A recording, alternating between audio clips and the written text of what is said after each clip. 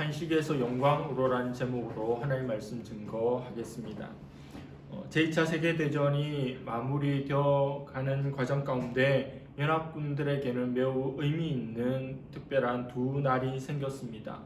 한 날은 1944년 연합군이 독일군을 패배시키기 위해서 독일의 노르망디 해안에 상륙하는 작전이 성공한 것입니다. 이날 연합군은 결정적인 타격, 결정적인 승리를 확보하게 됩니다. 이 날을 가리켜서 연합군들은 D-Day라고 불렀습니다. Decision Day, 결정의 날이다 이렇게 이야기합니다. 우리 반주한 집사님 아들이 이제 수능 시험까지가 88일 남았는데 제가 고3 때에도 학교 칠판 한쪽에 D88일 이렇게 했습니다.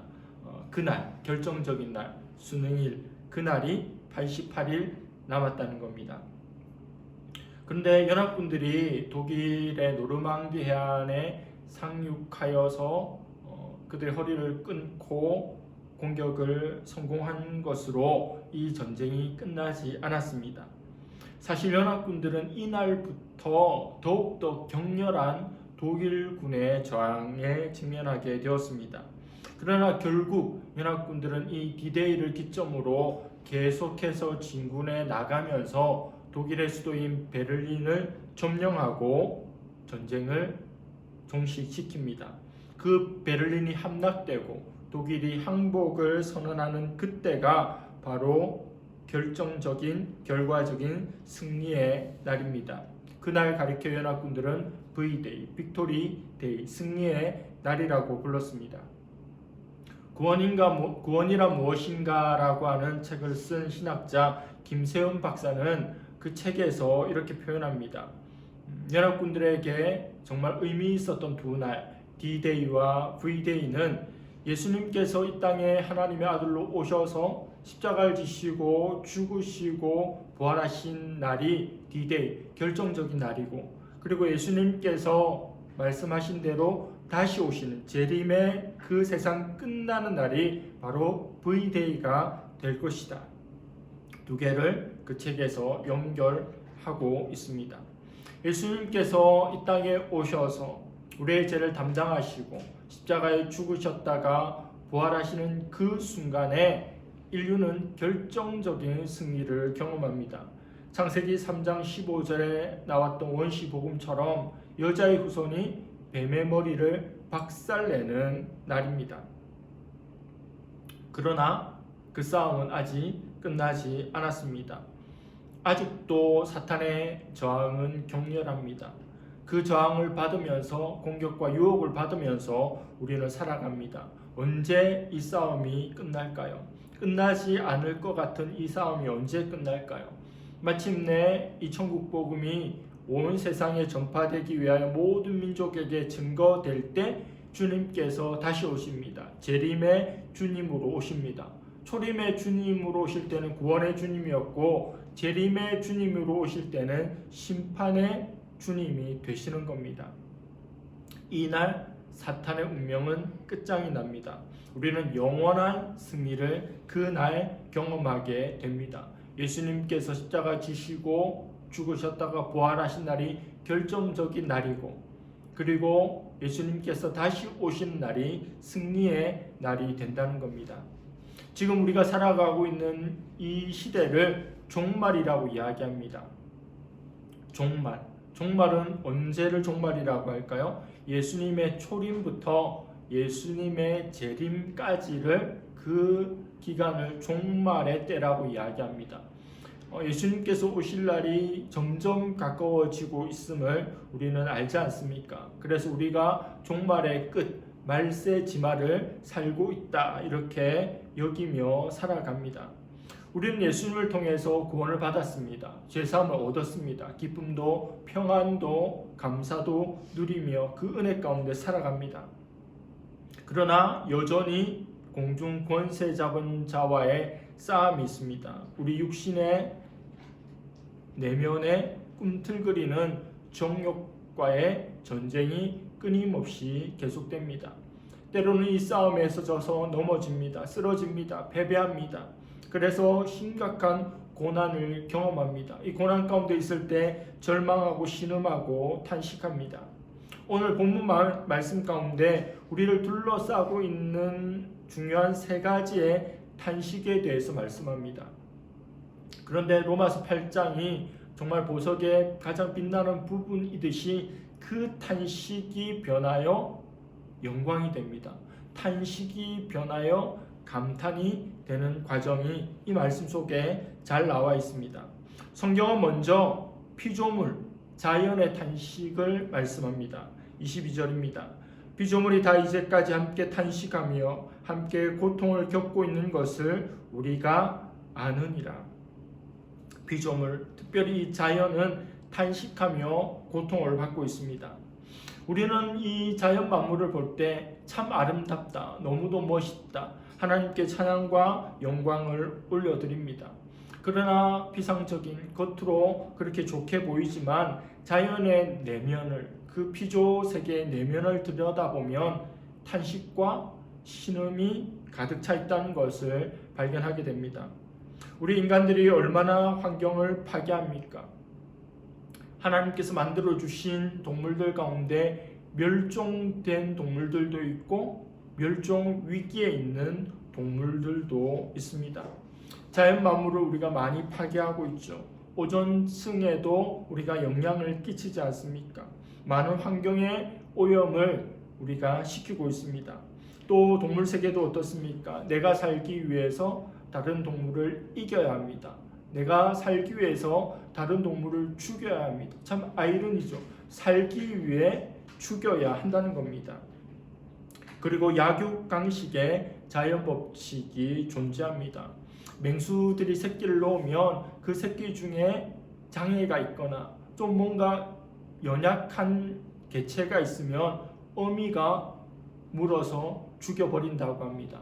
그게 자연 법칙이죠. 어차피 살아갈 때 장애가 있어서 약해서 누군가로부터 공격을 당하고 공동체 생활을 할 수 없기에 애시당초 죽여서 없애버리는 겁니다. 그리고 사람들을 끊임없이 동물들이 위협하지 않습니까? 이 모든 것들이 자연의 고통입니다. 왜 그렇습니까? 처음에는 그렇지 않았거든요. 하나님 만드신 에덴 동산에는 그런 일이 없었습니다. 마지막 때에 자연 만물도 회복되고 모든 관계들이 회복될 때 사자와 어린 양이 같이 뒹굴고 아이가 독사굴에 손을 넣어도 물리지 않는 주님이 다스리는 그 나라가 올 것이라고 선지자는 노래하고 있습니다. 왜 자연 만물이 고통합니까? 탄식합니까? 신음합니까? 우리 인생 때문입니다. 아담과 하와의 죄 때문입니다. 인간의 타락, 범죄 때문에 그들이 고통 가운데 있는 것입니다. 인류의 타락과 범죄는 인간만 절망시킨 게 아닙니다. 자연을 부패시키고 온 피조물들에게 고통과 탄식을 가져왔습니다. 다음으로는 성도의 탄식이 나옵니다. 23절입니다. 그뿐 아니라 또한 우리 곧 성령의 처음 익은 열매를 받은 우리까지도 속으로 탄식하여 양자될 것, 곧 우리 몸의 속량을 기다리느니라. 성령의 처음 익은 열매는 예수님 믿고 구원받은 성도를 말합니다. 성도들은 하나님의 양자가 될 것을 기다립니다. 우리의 죄가 속량을 받고 속죄를 받게 될 날을 애타게 기다립니다. 죄와 싸워야 하고 넘어지고 너무도 내면의 싸움이 격렬한 시간들을 보내면서 이 끝나지 않을 것 같은 싸움에서 해방되기를, 구속되기를, 벗어나기를 기다린다는 겁니다. 수험생들은 시험을 치고 대학에 들어갈 날을 기다리고 또 직장에 들어가는 이들은 열심히 공부해서 직장에 들어갈 날을 기다리고 또 운동선수들은 대회에서 또 경기에서 좋은 결과를 얻게 될 것을 기다리는 것처럼 성도는 완전한 구원을 기다린다는 겁니다. 마지막 탄식이 나오는데 26절입니다. 이와 같이 성령도 우리의 연약함을 도우시나니 우리는 마땅히 기도할 바를 알지 못하나 오직 성령이 말할 수 없는 탄식으로 우리를 위하여 친히 간구하시느니라. 자연 만물이 탄식하는 것은 이해가 됩니다. 또 성도들이 탄식하는 것도 이해가 되죠. 그런데 하나님이신 성령님께서 탄식한다. 왜 그분이 탄식할까? 뭐가 아쉬워서, 뭐가 부족하여서 탄식할까? 그런 생각을 합니다. 성령님은 자신의 문제로 탄식하는 게 아닙니다. 성령님은 피조물을 바라보면서 탄식합니다. 첫 번째 피조물인 자연 만물의 탄식을 보면서 탄식합니다. 하나님께서 저렇게 만들지 않았는데, 그리고 하나님께서 만드신 가장 걸작품인 피조물인 우리 인생을 보면서도 탄식합니다. 우리가 아담을 저렇게, 인생을 저렇게 짓지 않았는데 하나님 영광을 잃어버리고 범죄하며 번뇌하며 경쟁 속에 빠져서 슬프고 괴로운 시간들을 보내고 있는 자연 만물을, 특별히 인생들을 보면서 성령님께서 탄식하고 계십니다. 그리스도의 보혈로 말미암아 죄사함을 받고 하나님의 자녀가 되었지만 여전히 죄 속에서 비틀거리고 방황하고 절망하고 있는 우리 인생들을 보면서 성령님께서 함께 탄식하고 계십니다. 우리 하나님은 한 분이시지만 성부, 성자, 성령님 삼위로 존재하십니다. 이것을 신학적으로 삼위일체라고 부릅니다. 엄연히 세 분으로 존재하지만 한 분이신 분, 한 분이지만 세 분으로 존재하시는 분이 우리 하나님입니다. 요한복음 16장에 보면 예수님께서 내가 곧 아버지께로 가게 될 것이다. 내가 떠나가는 것이 너희들에게 유익하다. 내가 떠나가지 않으면 보혜사 성령이 오시지 아니할 것이고 내가 떠나가면 그가 오실 것이다. 이렇게 말씀합니다. 그 보혜사를 또 다른 보혜사라고 이야기합니다. 예수님께서 보혜사이십니다. 예수님께서 헬퍼, 돕는 자입니다. 상담자이고 인도자이고 안내자입니다. 근데 예수님께서는 시간과 공간의 제한 속에 계신 분이시죠. 그래서 오늘 예수님께서 이곳에 계시면 저곳에는 계실 수가 없는 겁니다. 예수님께서 예루살렘에 계시면 갈릴리에는 있을 수가 없는 거죠. 하나님은 시간과 공간을 초월하시지만 인간의 몸을 입고 오신 예수님은 시간과 공간의 제약 가운데로 그대로 들어오셔서 그 자연 법칙 속에서 활동하시고 행동하신 겁니다. 그러나 시간과 공간의 구애를 받지 않는 또 다른 성령이신, 또 다른 보혜사이신 성령이 오면 너희에게 유익할 것이라고 이야기합니다. 한 교회가 부흥회를 하고 있습니다. 성령의 은혜가 충만하게 임합니다. 그러면 또 다른 교회에는 그 성령의 은혜가 없는 것입니까? 예수님이 이곳에 계셨다면 그곳에는 예수님이 안 계시지만 성령님은 동시다발적으로 공간의 제약을 받지 않고 임하시는 분입니다. 그래서 우리 인생으로 볼 때는 예수님께서 계신 것이 너무도 좋아 보이지만 사실은 예수님이 아닌 또 다른 보혜사가 오셔서 우리를 도우시는 것이 훨씬 더 좋은 일이라고 예수님께서 말씀하시죠. 예수님이 승천하셨습니다. 제자들은 예수님 말씀처럼 기도하면서 성령님을 기다렸습니다. 몇 날이 못 돼요. 오순절 마가의 다락방에 바람처럼 불처럼 성령님이 임하셨습니다.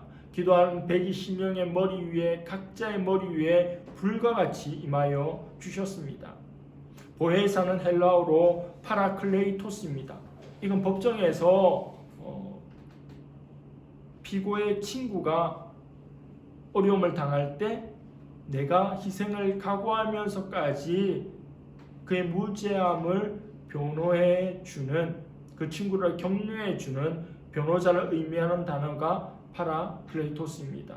항상 우리 옆에서 우리를 돕는 존재로 있다는 겁니다. 오늘날의 변호사들은 또 돈을 많이 받음으로 전관, 예우 등을 이용해서 악한 이들이 풀려날 수 있도록, 법망을 빠져나갈 수 있도록 도와주는 존재이지만 변호자는 돈 없고 힘 없고 백 없는 존재에게 비빌 언덕이 되어주고 또 법률적으로 싸워줄 수 있는 그런 존재입니다. 영화나 드라마에서 어려운 이들을 도와주는 변호사를 보면 그렇게 든든할 수 없습니다. 성령님이 바로 그런 존재입니다. 재심이란 영화의 모티브가 되었던 변호사, 살인의 추억에 그 이춘재 대신에 감옥에 가 있는 억울한 이의 재심을 또 이끌었던 그 변호사 같은 존재가 바로 우리 성령 하나님이십니다. 그렇다면 하나님께서 우리에게 헬퍼요 변호자인 성령님을 보내주신 이유가 무엇일까요? 그것은 우리 인생이 너무도 연약하기 때문입니다.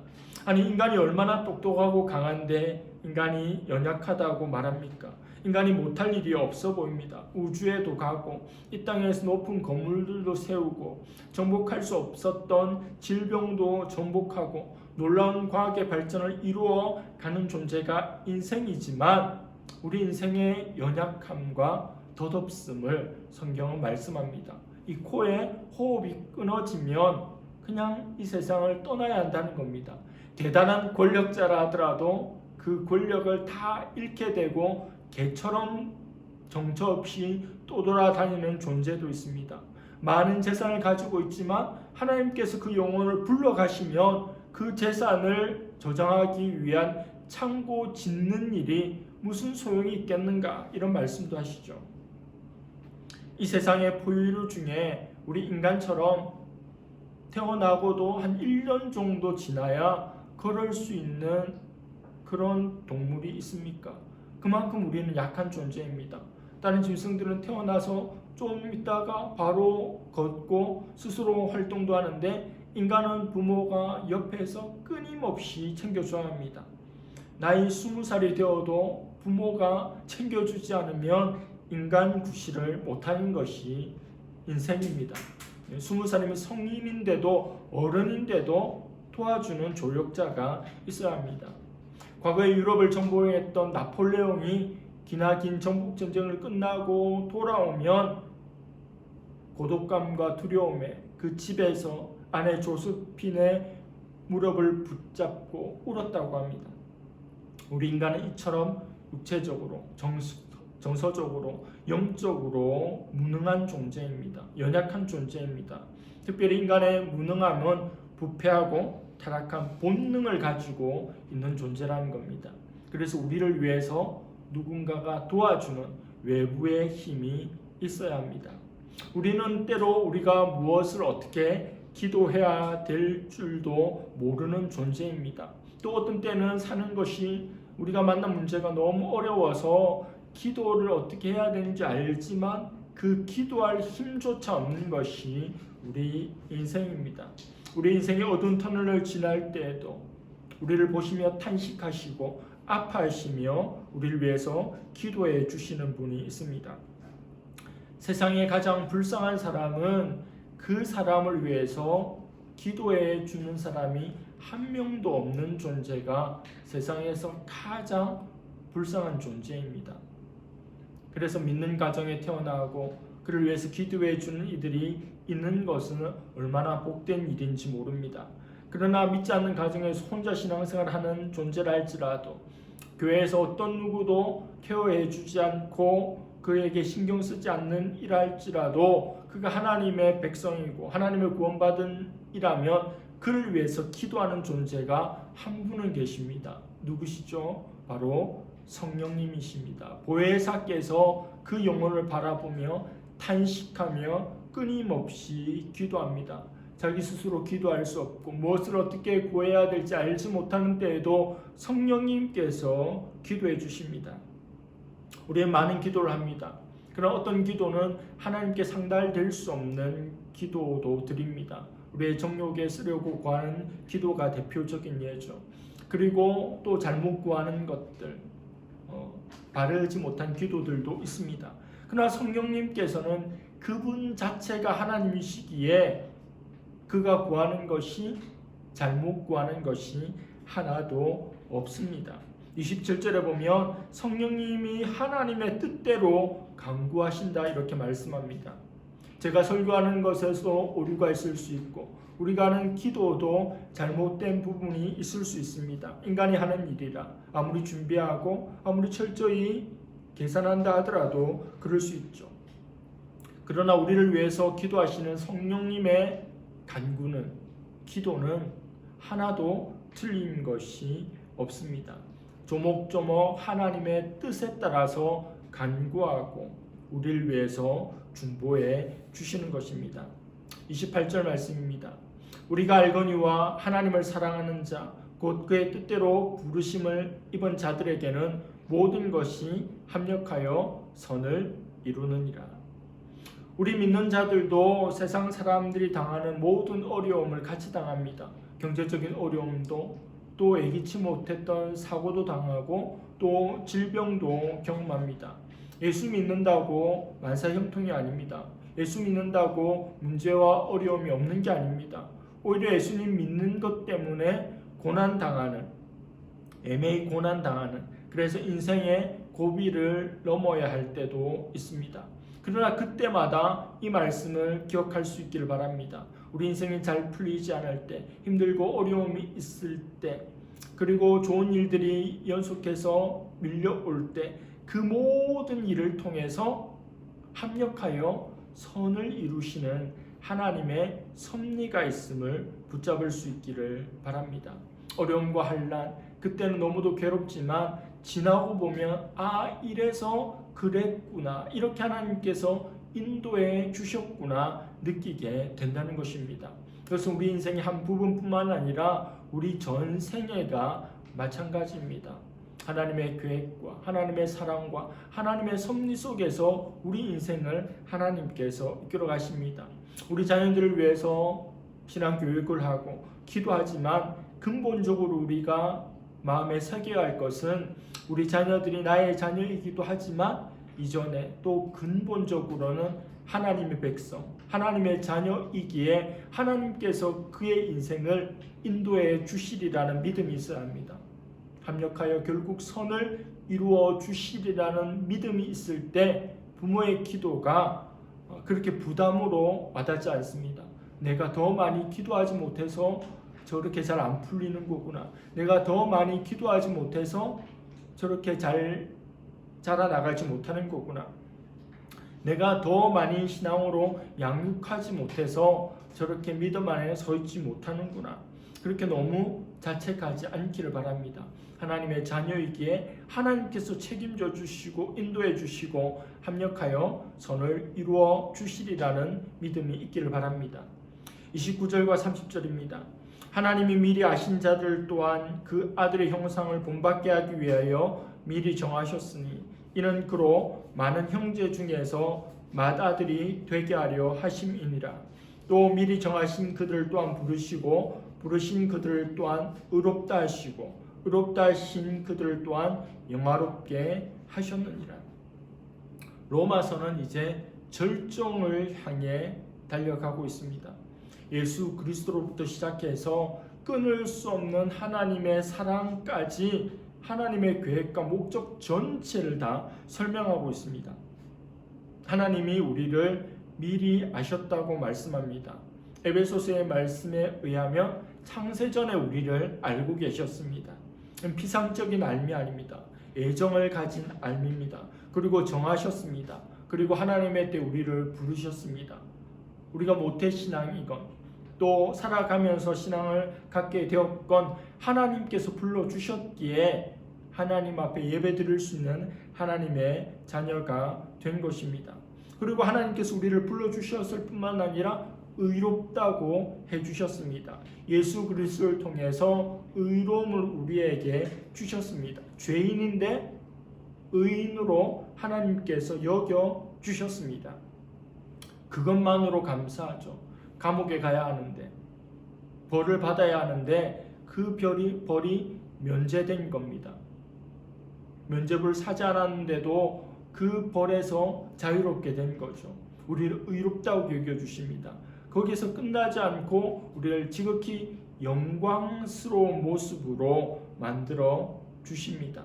하나님의 사랑이 우리를 죄인의 자리에서 의인에서 영화를 경험하는 자리까지로 인도해 주신다는 겁니다. 오늘 말씀의 이후에 나오는 말씀들은 구구절절 은혜가 되는 말씀입니다. 35절에 누가 우리를 그리스도의 사랑에서 끊으리요? 환난이나 공고나 박해나 기근이나 적신이나 위험이나 칼이랴.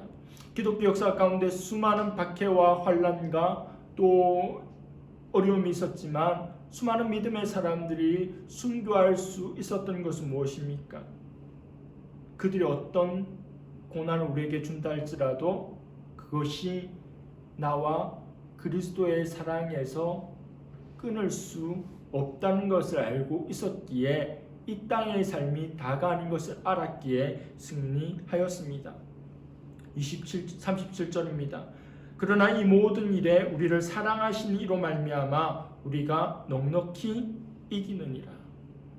로마서 8장 28절에도 우리의 삶은 합력하여 선을 이루는 삶이라고 하였고 37절에도 우리의 삶은 넉넉히 이기는 삶이라고 말씀합니다. 오늘 말씀 마지막 절입니다. 높음이나 깊음이나 다른 어떤 피조물이라도 우리를 우리 주 그리스도 예수 안에 있는 하나님의 사랑에서 끊을 수 없으리라. 세상의 그 어떤 것도 우리를 그리스도 예수 안에 있는 하나님의 사랑에서 끊을 수 없습니다.